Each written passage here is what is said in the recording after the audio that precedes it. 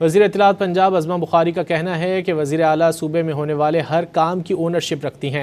कुछ लोगों को मरीम नवाज़ के काम और नाम से बड़ी तकलीफ़ है। अज़मा बुखारी ने बावर कराया कि ममनुआ गानों के नोटिफिकेशन का बसंत से कोई ताल्लुक़ नहीं। मुझे ये समझ नहीं आई कि आपको एतराज़ दस्तरखान पे है या मरीम नवाज़ के नाम पे है। देखिए, जो भी काम चीफ मिनिस्टर साहिबा कर रही हैं वो गवर्नमेंट ऑफ पंजाब का ओनरशिप उनके पास है। सो उनका नाम होने पे आपको तो प्रॉब्लम नहीं होनी चाहिए थी। क्लास है, एक तबका है जिनको बहुत तकलीफ होती है उनके नाम से, उनकी तो मुझे समझ में आती है और होनी भी चाहिए। पंजाब आर्ट्स काउंसिल का एक नोटिफिकेशन है जो बड़ा क्लियरली कह रहा है कि ये गाने जो हैं इनके ऊपर परफॉर्मेंस ऑन द थिएटर जो हो रही है वो बैन है। ये गाने वहाँ इस्तेमाल, अब इसमें बसंत कहाँ है?